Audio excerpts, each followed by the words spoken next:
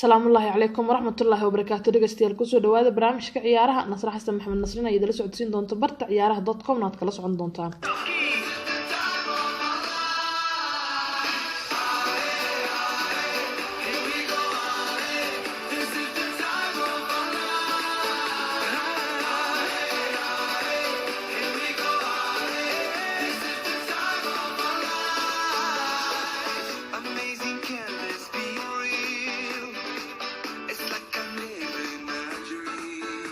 waxyaabaha ugu waaweyn ee barnaamijkeena kaga sheekeyn doona maanta waxaa qayb ka noqon doona tartanka Champions League kaasi oo ah mid kamid ah tartamada ugu xiisaha waana tartanka ugu xiisaha badan ay ciyaaraan kooxaha qaaradda Yurub kulamadii xalay la ciyaarayaan fiirin doona iyo kuwa caawa la ciyaari doona iyadoo kulamo xiiso badan xalayta laga ciyaaray qaaradda Yurub waxaana caawa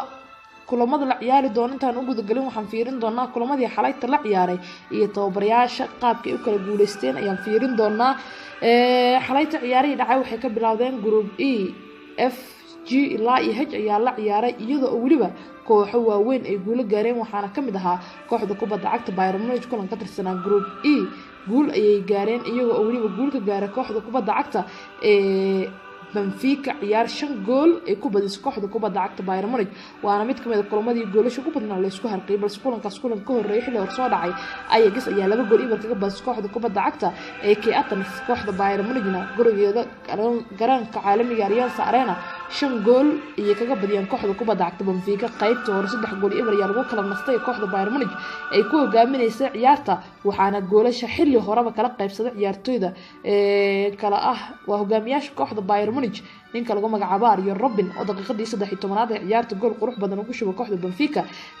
24 daqiiqana jaalo ayuu qaatay ninka Hollandeeska halka mar kale uu shabaqa soo taabtay 30 daqiiqo markay ciyaarta mareysay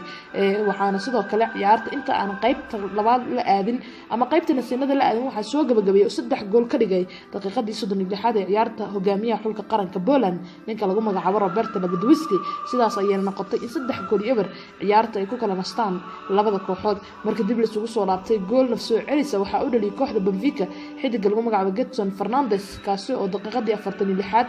gool 3 gool ka dhigay ciyaartii Allianz ka imaaday Lewandowski ayaa 51 daqiiqo su'aal kale u diray Benfica 4 gool ayuu ka dhigay halka Frank Ribery uu sheekab isku soo afjaray 76 daqiiqo 5 gool ayay kaga badiyeen kooxda kubadda cagta ee Benfica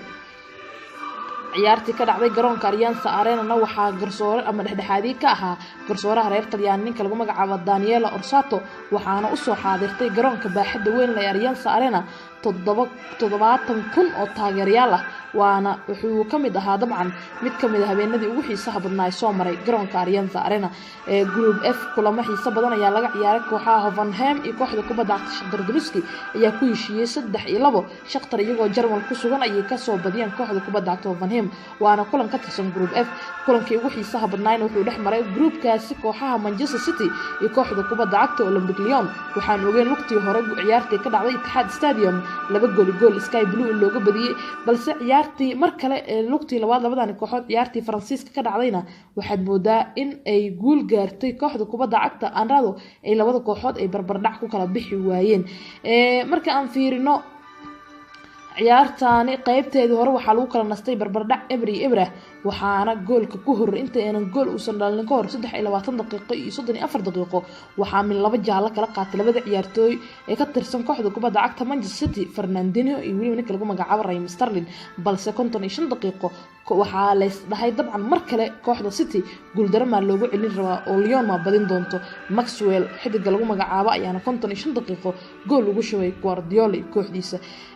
wax badan kama soo wareegan 62 daqiiqana waxa uu bareejiyay difaaca xulka qaranka Faransiiska Emerick Laporte kaasi oo 62 daqiiqo hal ka dhigay sheekada Maxwell xalaytu waxa uu ahayd habeen gooni ah 81 daqiiqana 2 gool ayuu ka dhigay ciyaartii ka socotay garoonka caalamiga ah ee Groupama Stadium ee magaalada Lyon dalkaasi Faransiiska ugu dambeyntiina 83 daqiiqo waa 2 daqiiqo oo ku dib ciyaarta iyadoo si fiican aysan u dabaaldegin ciyaartoyda kooxda Olympic Lyon waxaa barbardhac ka dhigay ciyaaryahanka ugu goolasha badan taariikhda Manchester City ninka lagu magacaabo Sergio Aguero oo daqiiqadii 83aad 2-2 ka dhigay sidaasna ay ku kala nasteen labada kooxood ama sidaas isku macsalaameeyay 90 daqiiqo ciyaartan waxaa soo xaadirtay 56,039 taageerayaal ah iyadoo waliba uu dhexdhexaadiye ka ahaa dhexdhexaadiyaha ama garsooraha heerka caalamiga dalka Talyaaniga ninka lagu magacaabo Gianluca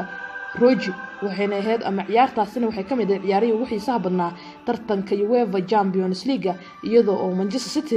ay barbardhac ama guuldarraba ay ka badbaaday daqiiqadii ugu dambeeyay group G ciyaarihii laga ciyaarana waxaa kamid ahaa kooxda kubadda cagta CSKA Moscow ayaa gurigeeda guuldarro kala kulantay kooxda Victoria Plzen 2 gool ayaana lagu dhuftay kooxda reer Russia ee magaalada ama caasimada ruushka ka imaada ee CSKA Moscow kulankii ugu xiisaha badnaa groupkaasna wuxuu ahaa kii dhexmaray kooxaha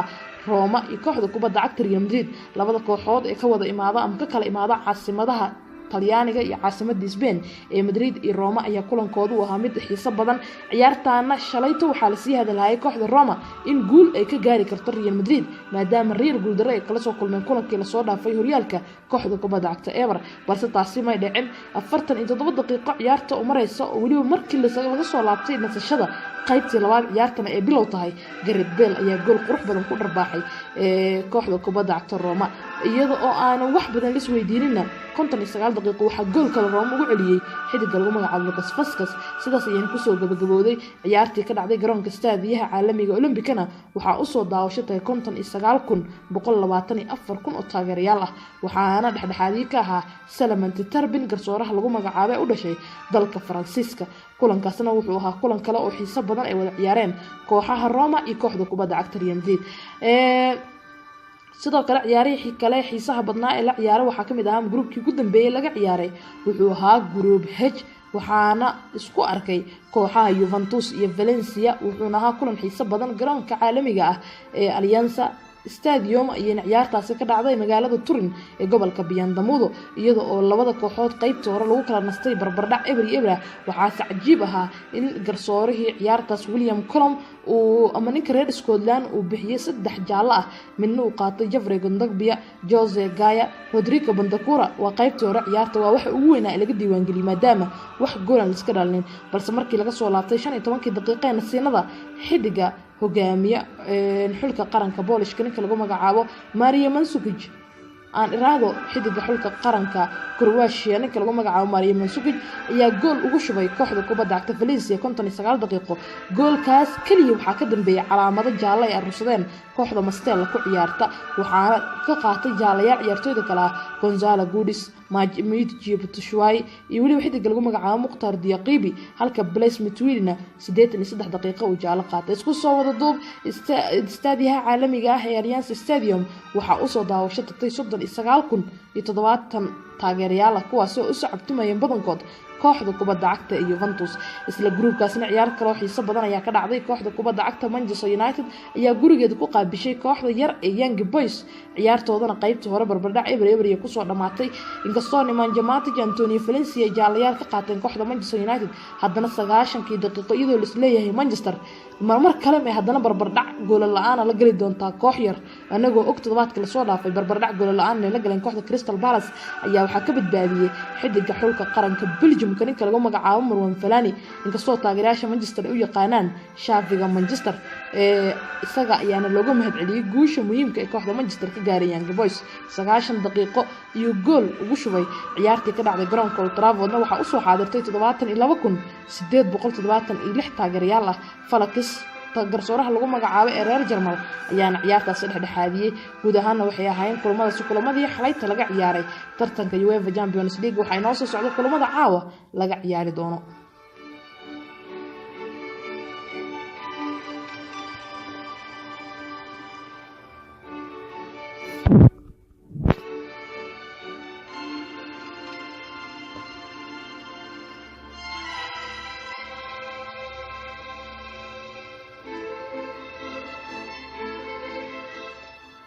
hagaag markaan hadii aan fiirno kulamada xiisaha badan ee la ciyaari doonana waxa kamid ah kulanka adaga ka dhici doona caasimada Faransiiska magaalada Baaqi garoonka Parc des Princes ayaan isku arki doonaan labada kooxood ee awood badan ee Liverpool iyo kooxda kubadda cagta PSG inagoo kulankii la soo dhaafay ama kulankii toddobaadkii la soo dhaafay ay wada ciyaareen lugtii hore tartanka Champions League ciyaartii ka dhacday garoonka Anfield Road in 3-2 ku badis kooxda kubadda cagta ee Liverpool labadani kooxood waa isku group waxayna ka wada tirsan yihiin group C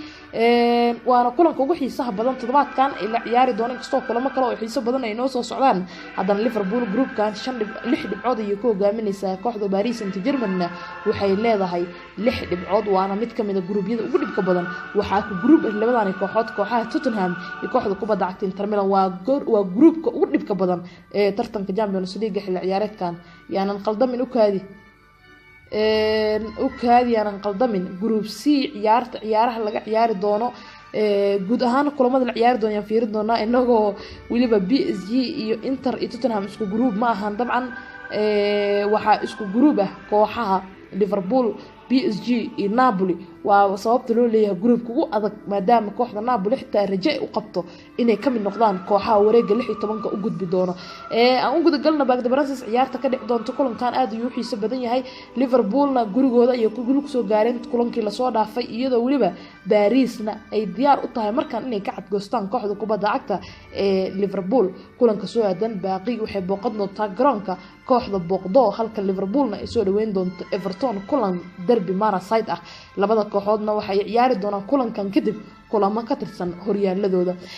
markaan fiirino labada kooxood waxay wataan hogaamiyaal dabiici ah Neymar Jr 3 gool ayuu ku dhaliyay Champions League xilli ciyaareedkan Angel Di Maria iyo Kylian Mbappe min 2 gool ayay ka dhaliyeen halka Roberto Firmino iyo Mohamed Salah min 2 gool ay ka dhaliyeen Championka James Milnerna 1 gool u dhaliyay Mbappe 2 caawin ayuu sameeyay Cavani iyo Neymarna min caawin ayay sameeyeen halka Andre Robertson uu 2 caawin sameeyay Sturridge iyo Shaqirina min caawin ayay ka sameeyeen tartanka Champions League aan fiirino labada dhinac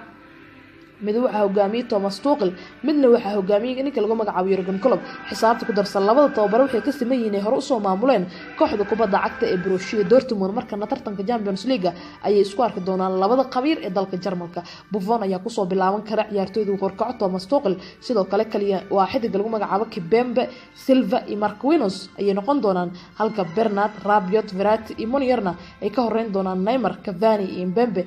markaan fiirno dhanka kooxda Liverpoolna Alisson Becker ayaa ku soo bilaaban kara sidoo kalena Alexander Arnold Gomez Van Dijk iyo Robertson waxa ka horeyn doona Miller Henderson iyo Wijnaldum xidig lagu magacaabo Salah Firmino iyo Menana afkoore weerar ay ka ciyaari doonaan ciyaartooyda labada dhinac ka maqnaan doonta hadii aan fiirno kooxda PSG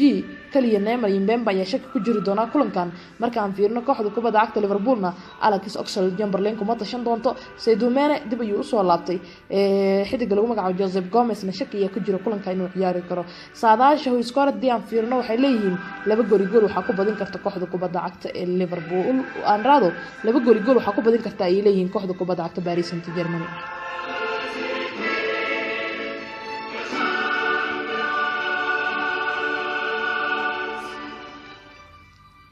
sidoo kale kulanka kale ee xiga ugu xiisaha badan tartanka Champions League ee la ciyaari doono waxa uu ka dhici doonaa group B waana mid kamid ah gruubyada ugu xiisaha badan waxaana isku arki doona kooxaha PSV iyo Barcelona sidoo kale Tottenham Hotspur iyo kooxda kubadda cagta Inter Milan kulan adag ay ciyaari doonaan Wembley toddobaad gudihiisa ayuu wajihi doonaa kulan kale oo xiiso badan inagoo og toddobaadkii la soo ama toddobaadkan gudihiisaba Wembley in lagu xasuuqay kooxda magaalada London Tottenham ay iskala dhisan yihiin ee Chelsea mar kalena waxa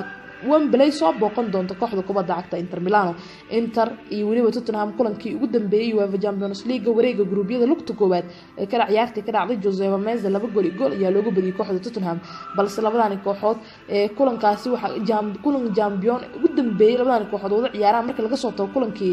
xilli ciyaareedkan ay wada ciyaareen waxay ahayd 2010kii waa goolashii ama 3 gool uu caanka ku noqday ama ku soo caan baxay xidig lagu magacaabo Gareth Bale marna 3 gool Tottenham ku badisay marna 4-3 waxa ku badisay kooxda kubadda cagta Inter Milano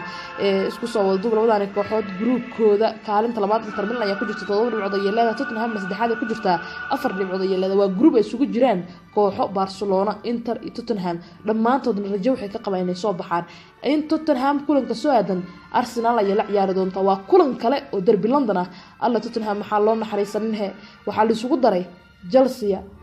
Tottenham waa Inter iyo waliba Arsenal laakiin mid kamid ah waa ka soo farxasheenba kulanka Arsenal ay ku dhagan yihiin dabcan iyo waxaad moodaa kulanka Inter oo kaliya xisaabtan ka sugi doono waxa kaaga daran Inter Milan iyagana waxay booqan doonaan Olympico Roma ay kula ciyaari doonaan kulan ka tirsan horyaalka Serie A markaan fiirino Harry Kane waa boqolka gool dhalinta tartanka Champions League 4 gool ayuu ka dhaliyay Christian Eriksen iyo waliba Eric Lamela min gool ayay dhaliyeen Mauro Icardi 3 gool ayuu dhaliyay Rajnan Golan iyo Matteo Vazina min gool ayay dhaliyeen shaxda macquulka ah ee labada tababar hadii aan fiirino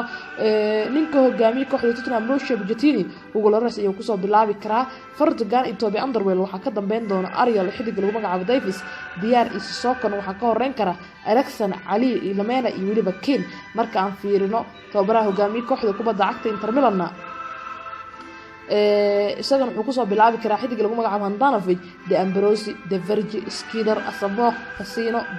Brozovic Matteo Politano Ngola waa Raja Nainggolan Brasic iyo Mauro Icardi ay noqon karaan shaxda macquulka labada kooxood Inter iyo kooxda kubadda cagta Tottenham ciyaartan waxaa lagu saadaaliyay 2 gool kooxda kubadda cagta Tottenham inay gurigooda ku xasuuqi karaan kooxda kubadda cagta Inter Milan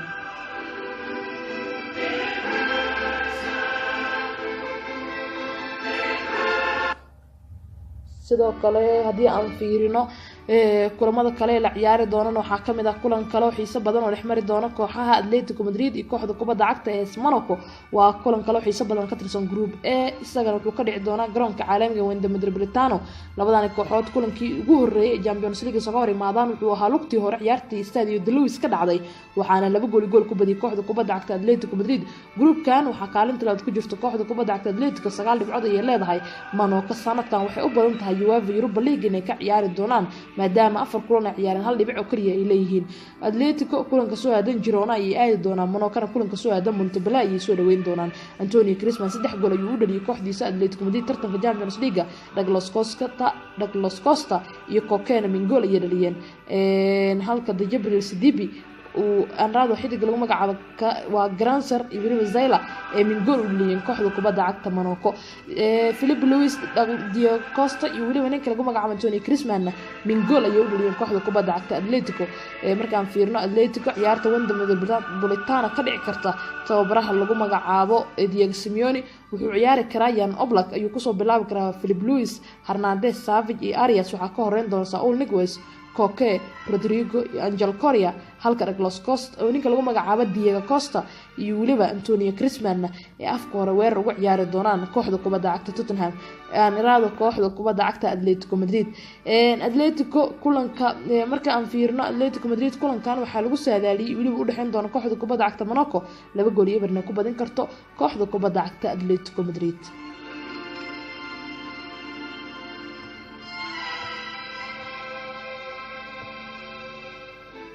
sidoo kale ciyaaraha kale ee xiisaha badan ee dhici doona waxa kamid ah kulanka u dhaxeyn doona kooxda reer Holland ee PSV Eindhoven ay soo dhaweyn doonto kooxda kubadda cagta Barcelona labadaan kooxood waxay ka wada tirsan yihiin group B kulankii isugu dambeeyay Champions League markoodii ugu horeysay Champions ku arkaan waxay ahayd sanadan ay ku guda jirno kulan ka tirsan wareeg gruubyada iyadoo waliba Barcelona garoonkeeda ciyaar ka dhacday 4 gool iyo ku badisay kooxda Blaugrana labadaan kooxood markaan fiirno Barcelona ayaa groupkan hogaaminayso 10 dhibcood ay leedahay 4 kulan oo ciyaareen PSV na kaalinta afraad ay ku jiraan waxay u badan tahay UEFA Europa League inay ka ciyaari doonaan Barcelona kulanka soo aadan waxay la ciyaari doontaa Villarreal kulan ka tirsan horyaalka Spain halka kooxda kubadda cagta PSV-na kooxda Feyenoord ay la ciyaari doonto xilli ciyaareedkan Barcelona waxa uu gool badan championka Messi oo 5 gool liyay Ferrakatic iyo Jordi Alba min gool ay dhaliyeen Jordi Alba iyo ninka lagu magacaabo Philippe Coutinho min 3 caawin ay sameeyeen Luis Suarez-na 2 caawin ayuu sameeyay iyadoo aad moodo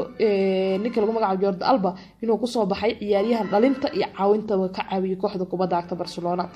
markaan fiirino ninka hogaamiye Barcelona Ernest Valverde kulankan wuxuu ku soo bilaabi karaa wuxuu ku ciyaari karaa shax ah 4-3-3 Sterling ayaa ku soo bilaaban kara BK Umtiti Alba iyo Semedo waxa ka horeyn kara Busquets xidig waa Sergio Busquets Vidal iyo Rakitic Dembele Messi iyo Coutinho afka hore weerar ciyaari doonaan ciyaartoyda dhaawac kaga maqnaan doonto Barcelona hadii aan fiirino waa Thomas Vermaelen Sergio Samper xidig lagu magacaabo Sergio Roberto Rafinha Kasper Silesen Luis Suarez iyo Arthur waxa shaki uu ku jiraa Ferrakatic iyo Philippe Coutinho waxaad moodaa dhibaato inuu mari doono ninka lagu magacaabo Ernest Valverde maadaama ciyaartoy badan dhaawac ay kaga maqan yihiin kulankan waxa lagu saadaaliyay 3 gool Barcelona ay kaga badin karto kooxda kubadda cagta ee PSV Eindhoven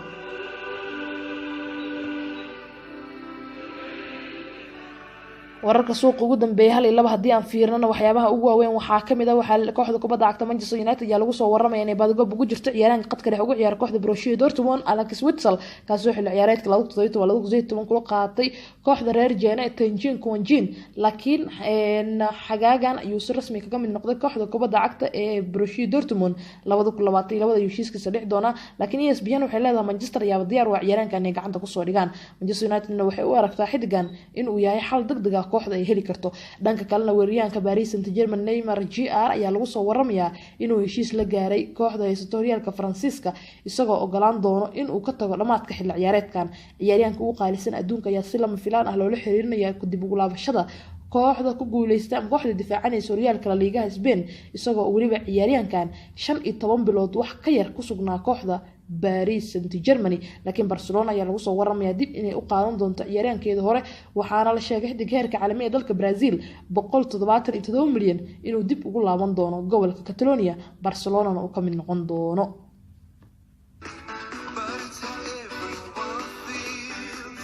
guud ahaan waxaa halkaas iga barnaamijkii ciyaaraha tan intaan barnaamijka mid kaan la mid hawada kaga kulmi doonana waxaan idinkaga tagayaa sidaa iyo nabadgelyo